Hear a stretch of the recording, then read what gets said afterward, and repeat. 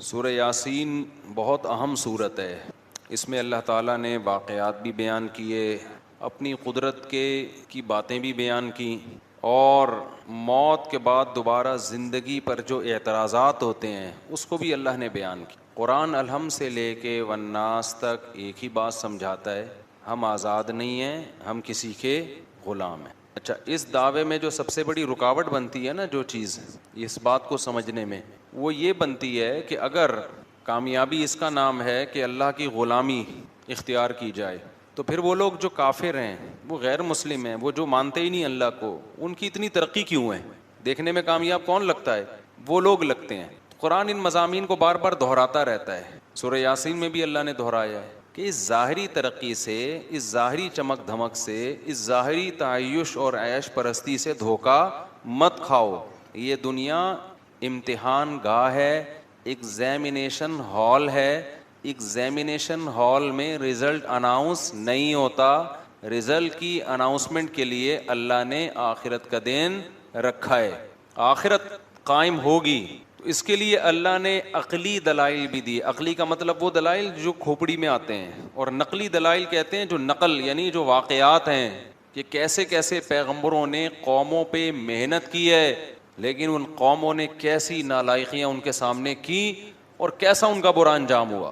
تو ہم یہاں سے شروع کرتے ہیں. اللہ نے فرمایا وَاضْرِبْ لَهُمْ مَثَلًا أَصْحَابَ الْقَرْيَةِ, اے نبی آپ ان کو ایک بستی والوں کا واقعہ سنائیں. یہ حضرت عیسیٰ علیہ السلام کے دور کے قریب کی کوئی بستی ہے. اِذْ جَاءَهَا الْمُرْسَلُونَ, ان بستی والوں کے پاس پیغمبر آئے. اللہ نے 2 پیغمبروں کو بھیجا, قوم نے انکار کیا. فَعَزَّزْنَا بِثَالِثٍ, دونوں کو اللہ نے طاقت دی تیسرے کے ذریعے بھی. 3 پیغمبر ہو گئے. بنی اسرائیل میں نا ایک ایک وقت میں کئی پیغمبر آئے ہیں, کئی پیغمبر آئے ہیں. فَقَالُوا إِنَّا إِلَيْكُمْ مُرْسَلُونَ, کہنے لگے ہمیں کس کی, تمہاری طرف. ان پیغمبروں نے ان کو کیا کہا؟ وہ جواب میں کہنے لگے مَا أَنْتُمْ إِلَّا بَشَرٌ مِثْلُنَا, تم تو ہماری طرح کے انسان ہو. میں بار بار کہتا ہوں, جتنے بھی اہل اللہ گزرے ہیں, جتنے بھی پیغمبر گزرے ہیں, جو سچی مچی کے اللہ والے تھے نا, سب کو یہی طعنے دیے گئے کہ آپ ہماری طرح کے انسان, آپ کھاتے ہیں, آپ نارمل لائف گزارتے ہیں, آپ سوتے ہیں, صبح اٹھتے ہیں اور پراٹھے کھا رہے ہیں, ٹھیک ہے نا, انڈوں پہ مرغی کو بٹھا کیوں رہے ہیں آپ, سوئمنگ کیوں کر رہے ہیں. تو بار بار بزرگی کا یہ تصور کہ وہ عجیب سی مخلوق بن کے انسان گھومنا شروع کر دے, پتہ ہی نہیں چلے یہ مریخ سے آیا ہے یا اسی زمین کی پیداوار ہے. ایسے پیر و مرشد میں نے دیکھے ہیں, اللہ کی پناہ, جس جگہ بیٹھے ہیں کئی سالوں سے وہیں بیٹھے ہوئے ہیں. پولیس آ کے اٹھاتی ہے, تھوڑا سا ہل لو, اب ان کے وقار کے خلاف ہے چلنا. ایسے بیٹھے ہوئے ہیں بزرگ بن کے, شاید مر چکے ہوں, انتقال ہو گیا ہو, ویسے بیٹھے ہوئے ہوں. زمین کھانا شروع کر دیتی ہے, چپک گئے اندر, پولیس بھی نہیں اٹھا سکتی ان کو. تو بزرگ کا یہ مطلب ہرگز نہیں ہے. بزرگ کسے کہتے ہیں؟ الا ان اولیاء اللہ لا خوف علیہم ولا هم يحزنون الذین آمنوا وکانوا یتقون. عقیدہ صحیح کر لو اپنا اور کبیرہ گناہوں سے توبہ کر لو, بس بزرگ بن گئے, اور کچھ کرنے کی ضرورت نہیں ہے. باقی سارے جیسے نارمل رہتے ہیں, کاروبار کرتا ہے آدمی, صبح جاتا ہے دفتر سے, گھر آ کے بیوی سے پٹتا نہیں ہے, یعنی گھر آتا ہے, تھوڑا بہت بیگم سے اونچ نیچ بھی ہو جاتی ہے, کبھی محلے والوں سے, کبھی کرایہ نہیں دے رہا مالک مکان وہ کرایہ دار, تو کبھی اس سے اونچی آواز سے بات ہو گئی. تو یہ جو نارمل ہوتے ہیں نا, یہی بزرگ ہوتے ہیں. کوئی الگ سے کوئی بزرگ مخلوق, بزرگ کو کبھی کبھی غصہ بھی آتا ہے, جب اس کے ساتھ کوئی بدتمیزی کرے گا تو اس کو چپیٹ بھی دیتا ہے کبھی کبھار وہ بیٹھ کے. ایسا بزرگ نہیں ہوتا کہ اتنے پولائٹ اخلاق کہ ان کے ساتھ جو مرضی کر لو ان کو غصہ نہیں آئے گا. یوٹیوب پہ ویڈیوز آ جاتی ہیں نا, کوئی چیخ رہا ہے, ابے یہ دیکھو اخلاق پہ بیانات کرتے ہیں, ابھی کیا کر رہے ہیں, یہ چیخ رہے ہیں. بھائی غلط ہو رہا ہے تو چیخے گا نہیں تو کیا کرے گا وہ. ایسا تصور بنا لیا ہے نا کہ بالکل یہ بلٹ پروف قسم کا بزرگ ہے, جس پہ کسی کا اثر ہی نہیں ہوتا. بلٹ پروف ہوتی ہے نا گاڑیاں, بم کا اثر نہیں, تو ان پہ کسی کی زبان کا اثر ہی نہیں ہوگا, ان کو کبھی بھی غصہ نہیں آئے گا. ایسا بالکل بھی نہیں ہے. ہمارے جب نبی صلی اللہ علیہ وسلم کو بھی جب بہت زیادہ کوئی غلط بات ہوتی تھی, آپ کو غصہ بھی آتا تھا. ہاں, بار بار غصہ آنا ہر وقت ایسے جیسے توے پہ بیٹھا ہوا ہے, یہ ٹھیک نہیں. اچھا بھائی, تو انہوں نے کہا آپ تو ہماری طرح کے انسان ہیں. قالوا ربنا يعلم انا الیکم لمرسلون قالوا انا تطیرنا بکم. جب بھی پیغمبروں نے جا کے دعوت دی ہے نا, تو ہوا یہ کہ خوشحال قوموں میں پیغمبر گئے تو اللہ کی طرف سے ان قوموں پہ آزمائشیں آنا شروع ہوئیں, قحط سالی شروع ہو گئی کہ شاید اب یہ توجہ کریں اللہ کی طرف. ان کے مالوں کا نقصان ہونا شروع, تو انہوں نے یہ نقصان بھی پیغمبروں کے کھاتے میں ڈال دیا. معاذ اللہ تمہاری نحوست ہے, معاذ اللہ, تم جب سے آئے ہو تو یہ معاملات ہو رہے. جیسے بہو جب نئی گھر میں آتی ہے اور اتفاق سے مالی اسباب کم ہو جائیں تو ساس کس پہ ڈال دیتی ہے؟ بہو کی نحوست. حالانکہ عین ممکن ہے بہو کے ساتھ ظلم کی نحوست ہو. کیا خیال ہے؟ ظلم ہو رہا ہو, اس کی وجہ سے اللہ نے مال میں برکت ختم. تو کسی کی وجہ سے کوئی نحوست نہیں ہوتی, حدیث میں صاف ہے, لا طیرہ, کوئی نحوست نہیں ہے. نحوست صرف بدعمالیوں کی ہوتی ہے, اس کے علاوہ کسی چیز کی نحوست اسلام میں نہیں ہے. کوئی کالی بلی گزر گئی, کوئی کتا آ گیا, کوئی یہ ہو گیا, یہ کوئی نحوست وحوست نہیں ہوتی. نحوستیں ہوتی ہیں تو کس چیز کی بولو نا؟ بدعملی کی. بہو آنے سے اگر ظلم رزق گیا ہے تو اس کا مطلب اس کے ساتھ کوئی زیادتی ہو رہی ہے بہو کے ساتھ. ساس کے جاتے ہی ایک دم رزق کے دروازے کھل گئے تو ساس پہ نہ ڈالو کہ اس کی وجہ سے نہیں کھل رہے تھے, یہ گئی ہے تو کھل گئے دروازے. نہ نہ نہ بھائی, کوئی نیکی آپ نے کرنا شروع کر دی ہوگی, سمجھتے ہو, تو نہ ساس پہ ڈالو نہ بہو پہ ڈالو. یہ آج کل بہت ہو رہا ہے کہ اس کے آتے ہی یہ ہو گیا. بھائی وہ ویسے ہی ہو گیا تھا, اتفاق سے وہ اسی ٹائم پہ آ گئی. اب مجھے ایک بات بتاؤ, میں کسی کے گھر جاؤں, میں ایک جگہ کسی کے, زیادہ نہیں بتا, بہت لمبا بات ہو جائے, ہم کسی کے گھر گئے اور اتفاق سے وہاں کسی کو, اللہ نہ کرے, اللہ نے کہا کرنٹ لگ گیا. بولے یار مفتی صاحب جب آئے تھے تو کرنٹ لگا ہے, اس سے پہلے آج تک ہمارے گھر میں کسی کو کرنٹ نہیں لگا. یہ بلی ڈالنی تھی کہ الیکٹرک والوں پر, کہ الیکٹرک والوں پر ڈالنی تھی, الیکٹریشین جو گھر میں تاریں صحیح جوڑ کے نہیں گیا اس پہ ڈالنی تھی, ماں باپ جنہوں نے بچوں کی کیئر نہیں کی ان پہ ڈالنی تھی. ڈال کس پہ دی؟ یہ مفتی صاحب آئے تھے اسی دن کرنٹ لگا ہے. او بھائی یہ اتفاق ہوتے ہیں, اس میں کسی پہ آپ بلی نہیں ڈال سکتے, حرام ہے, گناہ کبیرہ ہے, بدگمانی ہے, جائز نہیں ہے. چلو آگے. تو وہ کہنے لگے کہ آپ کی بدشگونی ہے, جب سے آپ لوگ آئے ہیں نا یہ کبھی قحط ہو رہا ہے, کبھی مال میں نقصان. حالانکہ اللہ ان کو متوجہ کر رہا ہے کہ ان کی بات مانو, لیکن انہوں نے کس پہ ڈال دیے؟ پیغمبروں پہ. ان کی وجہ سے ایسا ہو رہا ہے. تو کہنے لگے, پیغمبر نے فرمایا تمہاری نحوست تمہارے ساتھ ہے, یہ تمہاری بدعمالیوں کی نحوست ہے. وجاء من اقصى المدینة رجل یسعى, قوم کو وہ تینوں پیغمبر سمجھا رہے ہیں, قوم کی سمجھ میں نہیں آ رہا. اب یہ کون سا علاقہ تھا؟ تاریخ خاموش ہے. بہت سے حضرات نے کہا انطاکیہ نہیں ہے ترکی کا, جہاں بھی زلزلہ آیا ہوا ہے, اس جگہ کا واقعہ ہے. اور ایک قبر بھی تھی وہاں پہ, میں جب چند سال پہلے گیا تھا تو وہ اس شخص کی قبر بتائی جاتی ہے, من اقصى المدینة رجل یسعى. قرآن کہتا ہے شہر کے کنارے سے ایک شخص دوڑتا ہوا آیا, تو وہ جو دوڑتا ہوا شخص آیا نا اس کی قبر بھی وہاں پر ہے. اب حقیقت ہے یا نہیں ہے, لیکن مشہور ہے کہ یہ اسی کی قبر ہے, مگر زلزلے میں وہ سب مٹی ہو گئے, وہ ساری تاریخی چیزیں ختم ہو گئی ہیں زلزلہ بھی جو انطاکیہ میں آیا. تو قرآن کہتا ہے کہ شہر کے کنارے سے ایک شخص دوڑتا ہوا آیا, قال یا قوم اتبعوا المرسلین, کہنے لگا اے میری قوم یہ پیغمبر ہیں, ان کو فالو کرو, ان کا انکار مت کرو. کیسا جذبہ تھا اس میں. اس کو جب یقین ہو گیا نا یہ پیغمبر ہیں, تو قرآن کہہ رہے ہیں وہ چلتا ہوا نہیں آیا بلکہ دوڑتا ہوا. جو مبلغ ہے نا اس میں یہ جذبہ ہونا چاہیے کہ میں جلد سے جلد اپنی قوم کو جہنم کے عذاب سے بچا لوں, اس میں تاخیر نہ کروں. اس کا یہ جذبہ تھا. جو اسرائیلی روایات ہیں ان میں ہے, جس کے بارے میں حدیث میں آتا ہے کہ نہ ان کا انکار کرو نہ اقرار کرو, اور بیان کرنے میں کوئی حرج بھی نہیں ہے, نبی نے خود اجازت دی. تو تورات اور انجیل میں بھی ہے نا اس طرح کے واقعات. تو حبیب نجار اس کا نام ہے, نجار کہتے ہیں بڑھئی کو, بڑھئی کا کام کیا کرتا تھا, جس کو کیا کہتے ہیں ابے آج کل انگلش میں کیا کہتے ہیں, کارپینٹر تھا, نام اس کا حبیب تھا. تو وہ دوڑتا ہوا آیا اور کہنے لگا اے میری قوم پیغمبروں کی اتباع کرو, اتبعوا من لا يسألكم اجرا وهم مهتدون. دیکھو ان کے اندر دو ایسی چیزیں ہیں جس سے پتہ چلتا ہے کہ یہ واقعی پیغمبر ہیں. نمبر ایک, ان کی باتیں بالکل ٹھیک ہیں, یہ توحید کی دعوت دے رہے ہیں, زنا سے بچنے کی دعوت دے رہے ہیں, شراب سے بچنے کی دعوت دے رہے ہیں.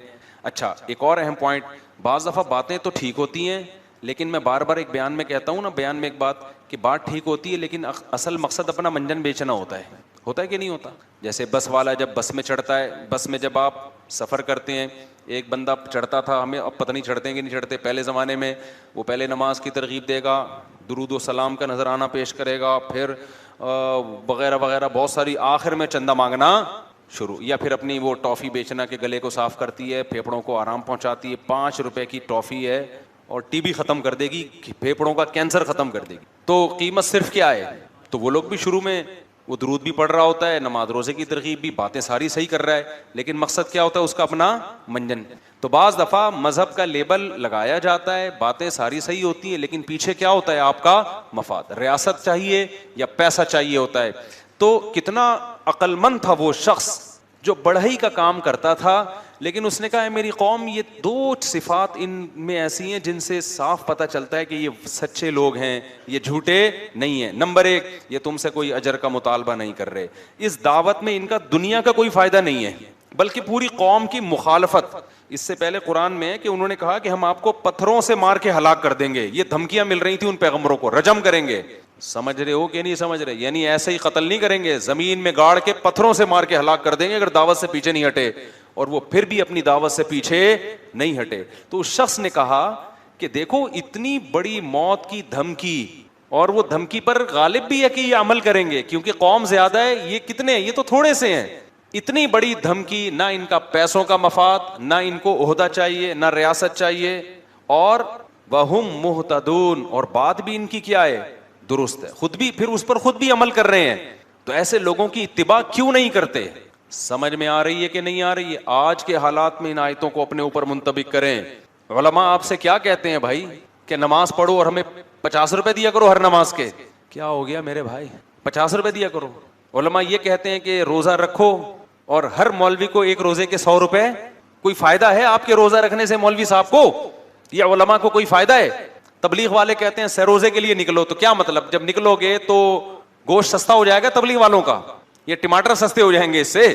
کوئی اپنا کوئی کچھ، وہ کہتے ہیں اپنا پیسہ لگاؤ، ہم بھی اپنا پیسہ لگا کے ہی آئے ہیں آپ کے گھر میں دعوت دینے کے لیے۔ تو بھائی علماء کا کوئی فائدہ نہیں ہے، آپ شراب چھوڑ دو، آپ زنا چھوڑ دو، عورتیں پردہ کر لیں، آپ رمضان کے روزے رکھ لو، آپ حج فرض ہو جائے تو حج کر لو، آپ داڑھی رکھ لو، علماء کا اس میں کوئی فائدہ نہیں ہے، تو پھر کیوں فالو نہ کیا جائے؟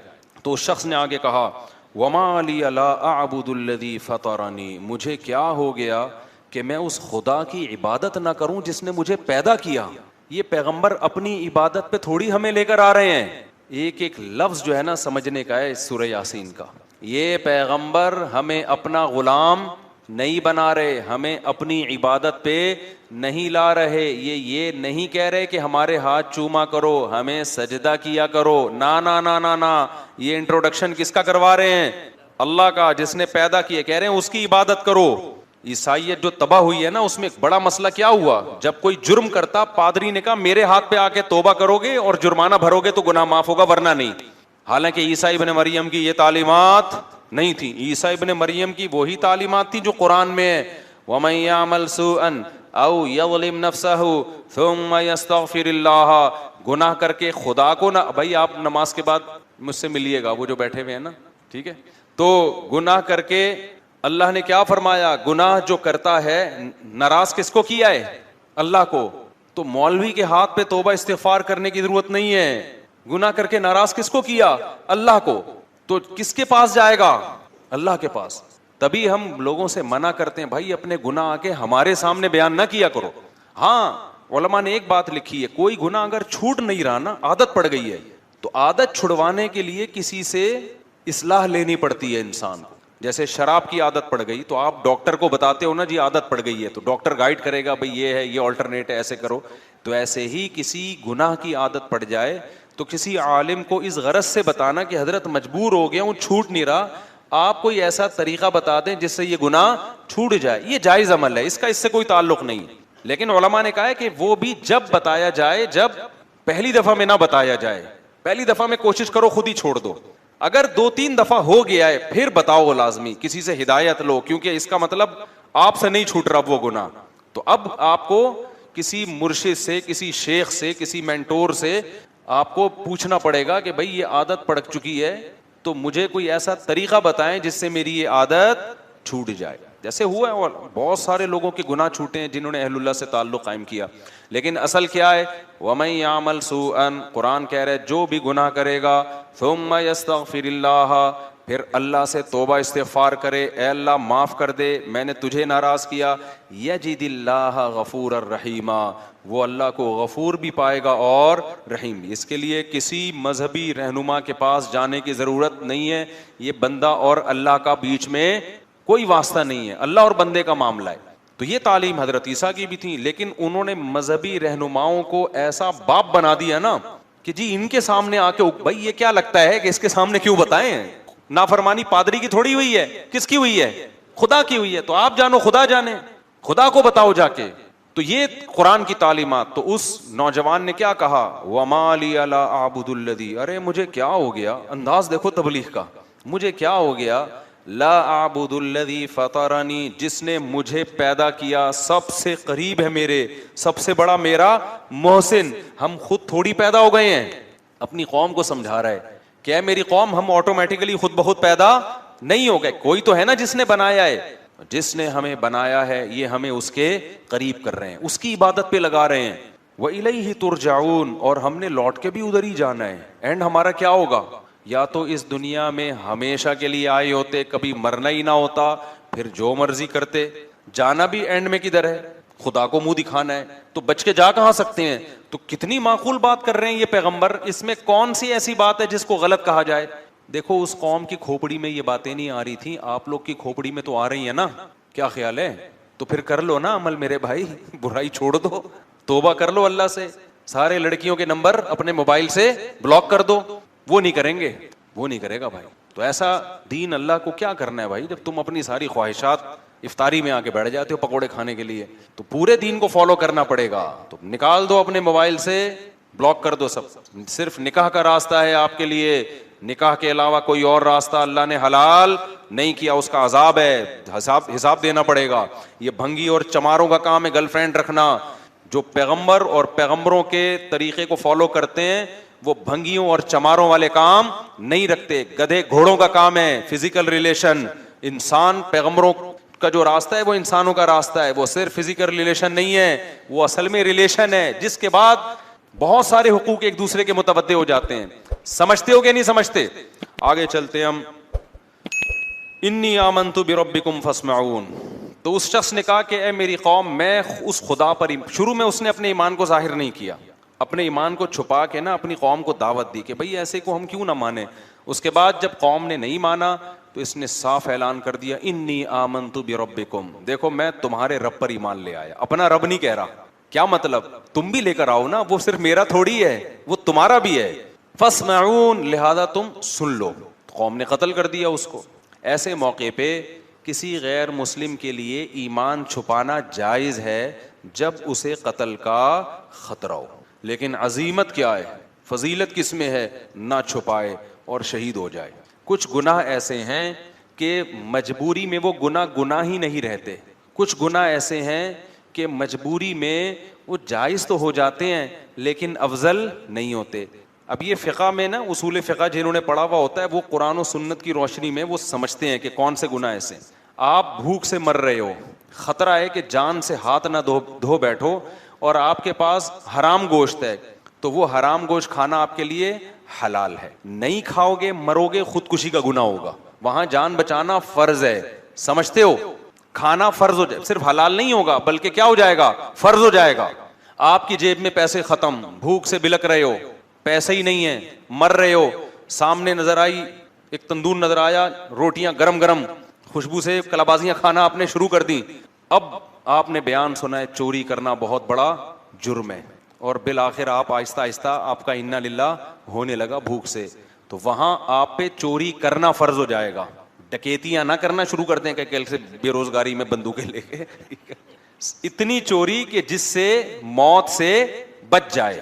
تو یہ صرف جائز نہیں ہو جائے گا چوری کرنا, بلکہ یہاں چوری کرنا آپ پر واجب ہو جائے گا. شریعت کہے گی بھائی تو جان بچا, اگر تیرے پاس پیسے نہیں ہے کسی طرح جا تندور پہ کسی طرح لڑ کے روٹی لے کے کھا لے, جان بچ جائے گی. پھر کیا ہوگا جب بچ جائے گی, پھر کوشش کر اب اس کے پیسے کیسے ادا کرنے میں, معاف نہیں ہوں گے وہ پیسے. اس کو بول دے بھائی میں مر رہا تھا, میں نے کھا لیا, جو اکھاڑنا ہے اکھاڑ لے, ٹھیک ہے نا. باقی یہ کہ معاف کر دے تو اچھا ہے, نہیں تو پھر میں مزدوری کروں گا, جب پیسے ویسے ہوں گے تو میں نے ڈائری میں نوٹ کر لیا, یا میں نے دماغ میں نوٹ کر لیا کہ اتنے پیسے میں نے تجھے دینے, وہ پیسے اس کے اوپر واجب ہو جائیں گے. لیکن ایسے موقع پہ چوری کرنا کیا ہو جائے گا, فرض. لیکن رمضان کا روزہ اگر کوئی آپ سے کہتا ہے توڑ دو, بندوق رکھ دی, تو علماء نے فقہا بیان کرتے ہیں کہ توڑنا جائز تو ہے, لیکن اگر نہیں توڑو گے, ڈٹ جاؤ گے, تو شہادت کا ثواب ملے. سمجھتے ہو گے نہیں سمجھتے؟ اب یہ مسائل میں باریک فرق ہے, اسی کے لیے علم حاصل کیا جاتا ہے. جن کے پاس نالج نہیں ہوتی, پراپر وے میں علم حاصل نہیں کیا, وہ سب مسائل کو آپس میں کیا کر دیتے ہیں, گڑبڑ. اسی طرح یاد رکھو کہ اگر کسی نے آپ کو گن پوائنٹ پہ بولا کہ کافر بن جاؤ، کلمہ کفر زبان سے بولو، بولو میں ہندو ہوں، بولو میں عیسائی ہوں، اسلام چھوڑ دو، تو جان بچانے کے لیے اسلام چھوڑنا ایسے موقع پہ اوپر سے، دل سے نہیں، صرف زبان سے کلمہ کفر کہنا کیا ہو جائے گا؟ جائز. ایسے موقع پہ گناہ نہیں ملے گا. لیکن آپ اگر ڈٹ گئے نہیں بھائی میں لا الہ الا اللہ کا قائل ہوں، میں اپنے آپ کو ہندو کسی قیمت پہ نہیں کہوں گا، میں عیسائی نہیں کہوں گا، میں توحید پرست مسلمان ہوں، جو اکھاڑنے اکھاڑ لے، اور اس نے مار دیا، تو خودکشی کا گناہ نہیں ہوگا بلکہ کیا ہوگا؟ بہت بڑی شہادت. اس کو کہتے ہیں عزیمت. عزیمت یہی ہے کہ ڈٹ جائے. تو اسی طرح کوئی ہندو مسلمان ہوتا ہے، عیسائی مسلمان ہوتا ہے، اس کو خطرہ ہے بہت زیادہ ماریں گے، قتل کر دیں گے، تو اس کے لیے جائز ہے کہ زبان سے اقرار نہ کرے، دل میں مسلمان ہو جائے. اللہ بخشیں گے قیامت کے دن اس کو، ایمان والوں میں شامل کریں گے. لیکن اگر وہ ڈر جاتا ہے کہ نہیں بھائی مجھے مار دو، میں شہادت کے لیے تیار ہوں، تو یہ بہت بڑی شہادت ہے، اس میں بہت بڑا اجر ملے گا، جیسے کہ اس کو ملا. یہ ڈٹ گیا. ڈٹنے سے فائدہ ہوتا ہے کہ موٹیویشن بہت ملتی ہے سامنے والے کو، یار اتنا مضبوط تو کچھ ہوگا نا، اس میں جان ہوگی اس مذہب میں، تبھی تو ڈٹ گیا ہے. تو وہ جو نجار تھا نا وہ بھی ڈٹ گیا. جب قوم پیغمبروں کو دھمکیاں دے رہی تھی ہم پتھروں سے مار کے ہلاک کریں گے، تو اس کو تو زیادہ دھمکیاں دیں گے، تو ہماری قوم کا آدمی ہے بھائی، تو ادھر کیسے چلا گیا؟ تو اس نے کہا انی آمنت بربکم فاسمعون، میں رب پہ ایمان لے آیا ہوں. جیسے حضرت عمر ڈر گئے تھے نا نبی کے دور میں، جب مکہ میں لوگ مسلمان ہو رہے تھے تو چھپ کے مسلمان ہوتے تھے، کیونکہ بہت زیادہ خطرات تھے، بہت ظلم ہوتا تھا جو مسلمان ہو جاتے. حضرت عمر جب مسلمان ہوئے نا تو مسجد حرام میں جا کے اعلان کر دیا کہ میں کیا ہو گیا ہوں؟ مسلمان ہو گیا ہوں، ایسی کی تیسی، جو اکھاڑنا ہے آ کے اکھاڑ. بلکہ بولا کہ جس کو اپنی بیوی کو بیوہ کروانا ہے تشریف لا سکتا ہے وہ، یعنی الٹا ان کو دھمکیاں دینا شروع کر دی. جس کو اپنے بچے یتیم کروانے کا شوق ہے مارکیٹ میں آ جائے، میں ہو گیا ہوں مسلمان، آ جائے، ٹھیک ہے نا. اور جس کو شوق ہے کہ بیوی بیوہ ہو جائے تو وہ بھی مجھے آ کے روک سکتا ہے. ہم یہی نماز پڑھے گا. تو یہ طاقت تھی، تبھی تو نبی نے دعا مانگی تھی، اے اللہ ابو جہل کے ذریعے اسلام کو طاقت دے، یا عمر بن خطاب کے ذریعے. اللہ کو عمر بن خطاب پسند تھے تو اللہ نے کس کے ذریعے طاقت دے دی؟ عمر بن خطاب. اور ایسی پھر حکومت قائم کی ہے 22 لاکھ مربع میل پر. حضرت عمر کے دور میں کوئی سیاسی اختلاف بھی نہیں ہوا ہے، خاندانی حکومت ہوئی ہے. کس کے دور میں؟ عمر کے دور میں. کوئی سر اٹھا کے اور حضرت عمر کس قدر اللہ کا خوف تھا. دیکھو بیماری میں جب شہادت کا وقت تھا نا، اس وقت ایک نوجوان عیادت کے لیے آیا، اس کا ازار ٹخنوں سے نیچے تھا، جانے لگا تو حضرت عمر نے اس وقت بلایا، بولا اس ازار کو کیا کرو؟ اوپر کرو. اس وقت بھی نہیں علی المنکر چھوڑا نہیں ہے کہ جو موقع ملا تبلیغ کا وہ کر دو. تو یہ لوگ تھے جو اللہ کی رضا میں فنا ہو چکے تھے. چلو ہم آگے چلتے ہیں. تو اس نے کہا بھائی انی آمنت بربکم فاسمعون، میں ایمان لے آیا. آگے قرآن کی بلاغت ہے، قیل ادخل الجنہ، اللہ کہتے ہیں ہم نے کہا داخل ہو جا جنت. حالانکہ قرآن کو یوں بیان کرنا چاہیے تھا کہ وہ ایمان لے آیا، لوگوں نے پکڑا، اس کو دھمکیاں دیں، اس نے کہا نہیں میں اپنے دین پہ قائم رہوں گا. لوگوں نے قتل کر دیا، جب قتل کر دیا تو اس کو قبر میں رکھا گیا، پھر جب قبر میں رکھا گیا تو حساب و کتاب ہوا، پھر حساب و کتاب میں پاس ہو گیا. جب پاس ہو گیا تو اللہ نے کہا چل اس قبر کو ہم تیرے لیے کیا بنا دیتے ہیں؟ جنت، اور جنت میں داخل ہو جا. سمجھ میں آ رہی ہے بات؟ قرآن سارے واقعات کو بیچ میں کیا کرتا ہے؟ حذف کر دیے قرآن نے سارے واقعات. کیوں؟ جب اس نے کہا نا آمنت بربکم فاسمعون، اے لوگوں میں ایمان لے آیا، قرآن کہتا ہے جنت میں داخل. کیا مطلب؟ فوراً شہید کر دیا گیا، اور ادھر آنکھ بند ہوئی ہے، ادھر جنت کے دروازے اس کے لیے کھل گئے. اس سے پتا چلا کہ ادھر اور ادھر میں زیادہ ڈسٹینس نیک لوگوں کے لیے زیادہ ڈسٹینس نہیں ہے. اب سوال پیدا ہوتا ہے بھائی حساب تو ہوتا ہے نا. دیکھو یہاں جنت سے مراد وہ جنت نہیں ہے جو آخرت میں ملے گی، کیونکہ آخرت تو ابھی قائم ہی نہیں ہوئی نا. بھائی کیا ہو گیا؟ پاگل بیٹھا ہوں گے سمجھ میں آ رہی ہے بات؟ وہ جنت نہیں ہے، کیونکہ قیلا کا مطلب اس سے کہہ دیا گیا کہ جنت میں داخل ہو جا، حالانکہ ابھی داخل ہوا نہیں ہے. اور آگے اس کے جو الفاظ تھے وہ بھی قرآن بیان کر رہا ہے کہ جیسے ہی اس کو حکم ہوا جنت میں داخل ہو جا، اس نے کیا کہا؟ اس نے کہا کہ یا لیت قومی یعلمون، ہائے کاش میری قوم یہ منظر اپنی آنکھوں سے دیکھ لے، بما غفر لی ربی، میرے رب نے میری خطاؤں کو کیسا معاف کیا، وجعلنی من المکرمین، اور کیسا مجھے پروٹوکول مل رہا ہے یہاں پہ. تھوڑا سا فاصلہ آنکھ کھلنے اور آنکھ بند ہونے کا، کاش اس جہان میں میری قوم جھانک کے دیکھ لے. اس کو بھی افسوس ہو رہا تھا نا، خیر خواہی اتنی تھی. دیکھو قوم نے قتل بھی کر دیا نا، تو بھی یہ نہیں کہہ رہا قتل ہونے کے بعد اللہ کرے یہ بھی مریں، بلکہ کہہ رہا ان بے وقوفوں کو کتنی بڑی خیر سے محروم ہو رہے ہیں. ان کو نہیں پتا کہ انہوں نے مجھے قتل کر کے کیسے خوبصورت جنت میں داخلے کا ذریعہ بن گئے. اور یہ کاش آنکھ بند ہو اور یہ دیکھ لیں گے تو ایسا کبھی بھی نہیں کریں گے. لیکن اللہ اپنے اصولوں پہ کتنا مضبوط ہے, اللہ اس سے پردے نہیں اٹھاتا. اللہ کہتے ہیں آنکھ بند ہوئی تو پھر نہیں ہوگا. آنکھ جب تک کھلی ہوئی ہے نا, اس وقت تک توبہ کا دروازہ کھلا ہوا ہے. آنکھ بند ہوئی یا بند ہونے کے قریب ہو گئی, آدھی کھلی ہوئی آدھی بند ہے, تب بھی توبہ کا دروازہ کیا ہے. کیونکہ جب مرنے لگتا ہے نا انسان, تو آدھا برزخ میں ہوتا ہے, آدھا کہاں ہوتا ہے, اس دنیا میں ہوتا ہے. دیکھو جب ہم سوتے ہیں ایک کیفیت ہوتی ہے, پورا عالم خواب میں ہوتے ہیں. ایک وہ کیفیت ہوتی ہے اس میں ہمیں اس دنیا کا کچھ بھی پتا نہیں ہوتا. خراٹے لے کے سو رہے ہوتے ہیں نا, اس میں اگر کوئی خاتون کا شوہر دوسری شادی بھی کر لے ان کو نہیں پتا چلتا. اس میں سانس آ گئی آپ سے ملنے کے لیے, آپ کو بالکل بھی ہوش, بالکل ٹینشن ہی نہیں لیتے. آپ خراٹے لے کے سو رہے ہیں, سانس آ جائیں, سالے آ جائیں, بیٹھ کے آپ کی غیبتیں شروع کر دیں. آپ عالم خواب میں ہوتے ہو, اس دنیا میں نہیں. ایک یہ ہوتا ہے کہ پورے اس دنیا میں ہوتے ہو, پورے جاگ رہے ہوتے, کوئی غنودگی نہیں, کوئی دائیں بائیں گر نہیں رہے, وہاں کا کچھ نہیں پتا ہوتا عالم خواب کا. ایسا ہی ہے نا.